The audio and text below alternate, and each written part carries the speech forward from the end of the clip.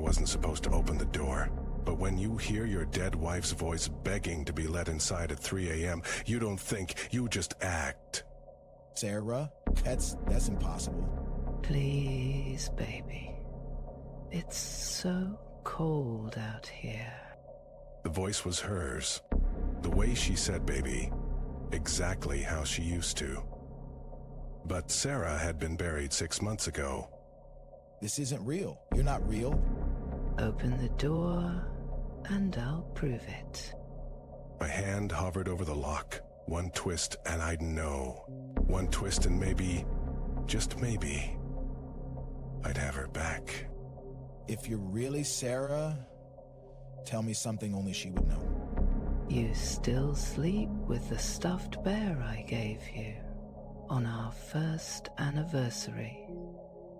You pretend it's just for comfort, but it's because you miss me. My blood turned to ice. No one knew that. No one alive, anyway. How are you here? You let me in, and I'll explain everything. The lock clicked before I even realized I'd turned it. The door creaked open, and that's when I saw it. The thing wearing Sarah's face. Aye, baby. Her smile stretched too wide. Her eyes were black, endless pits. And behind her, in the darkness, something else moved. No. The door slammed shut on its own. The thing that looked like Sarah pressed a rotting finger to its lips. Ishiri, you let me in. Now they all can come too. The walls began to whisper. The floorboards groaned under unseen weight. And from the hallway, a chorus of voices, all familiar, all wrong, called out in unison. We're home. And we're so hungry. The lights flickered. The air turned thick with the smell of decay. And as the first cold hand closed around my ankle, I realized I'd made the last mistake of my life. No, get off. The screams didn't last long, but the feeding, that took hours. Sarah? My voice echoed back at me. No answer. But the front door was wide open, and on the porch, a single muddy footprint. Too large to be human. What the hell was that thing? Then I saw it. A note, written in shaky handwriting. Sarah's handwriting, taped to the fridge. The words weren't on the note. They were in my head, and they weren't alone.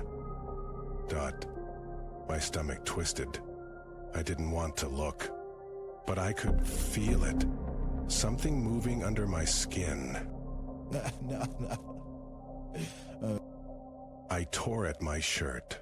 My flesh was writhing, shapes pressed against it from the inside, fingers.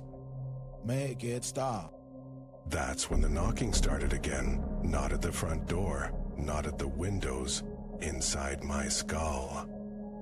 The mirror across the room shattered, glass rained down, and in every shard a different face, all grinning, all hungry.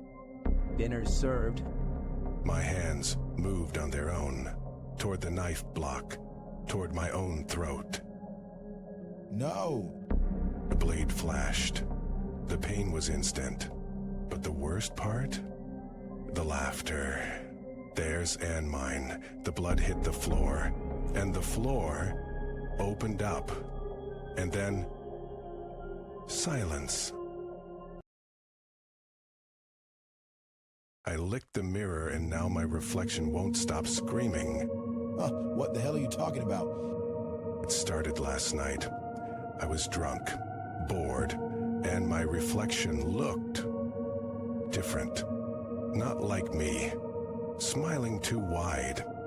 So I licked it, just to see. Urge him with it.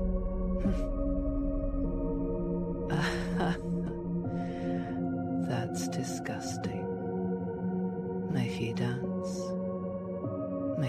breathe. The second my tongue touched the glass, the room went cold. My reflection grabbed its own throat like it was choking. Then it screamed. Not a sound, just its mouth hanging open, silent and endless. You're losing it. I covered the mirror with a sheet, but this morning, the sheet was on the floor, and my reflection was gone. The mirror was just empty. Maybe it's broken. Then why do I keep hearing scratching behind it? Dude, you need help. I tried to smash it. The hammer bounced off like the glass was made of steel. And then something whispered my name from inside the mirror. But you're freaking me out. I'm not freaking you out enough, because whatever's in there isn't just screaming anymore. It's laughing. We're leaving. The door's locked. But I didn't lock it, but the knob won't turn, and the laughter's getting louder. Kick it down. The mirror just cracked. On its own, a single line, right down the middle, and out there's a hand, pale too long, pushing through. oh God, The fingers are curling around the frame. The glass is bending.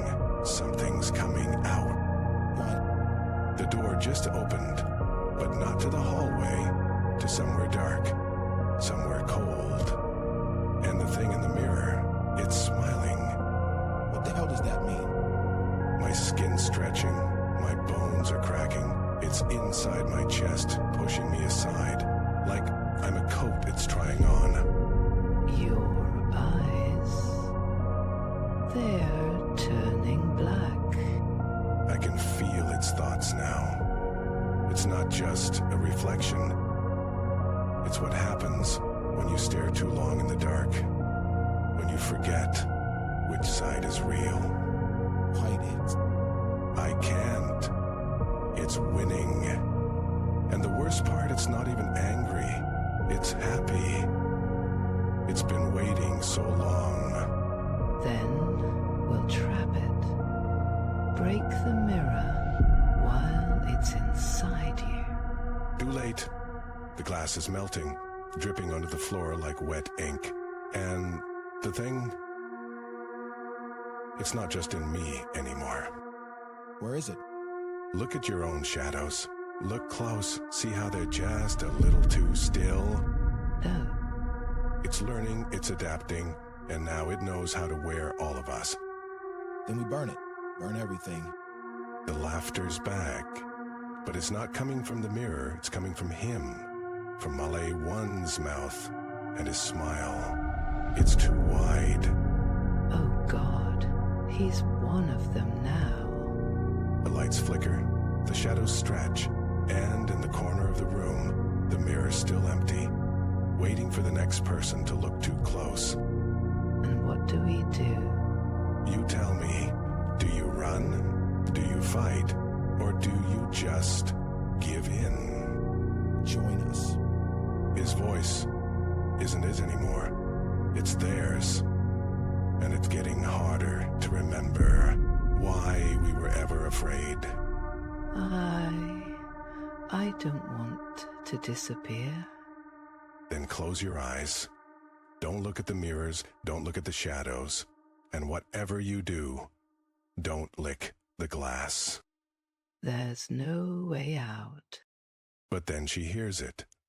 A whisper from the walls, from the floor, from her own hands when she presses them to her ears.